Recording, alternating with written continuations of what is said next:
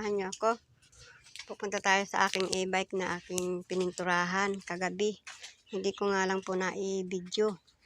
Ngayon, bibidyohan ko ngayon ganitong forma ng aking itsura ng e-bike ko. Yan, pininturahan ko siya ng yung dilaw at green pinaghalo ko. Kaya ang nangyari ay yellow green. Tapos nilagyan ko ng combination na kulay yellow. Kaya ganyan ang itsura ng aking e-bike.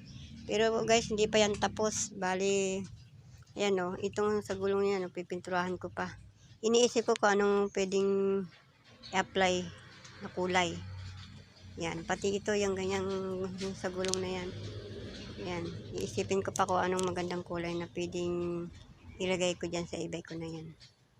Yan guys, yung dati kong bike na pangit na walang pintura, ngayon medyo gumanda-ganda ng konti.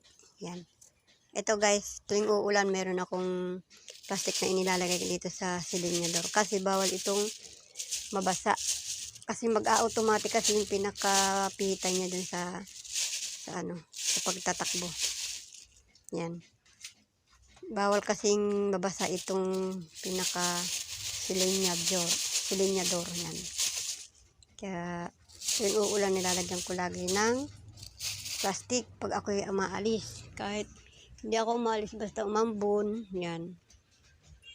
Talagang nilalagyan ko na siya ng ng plastic. Yan. Yan aking e-bike. Yan ang e-bike ko. Pangalawang e-bike ko ito. Yan. Gumanda na siya. Pero kulang pa. Pipinturahan ko pa siya. Yan guys. Hanggang dito na lang guys. Ang aking e-bike.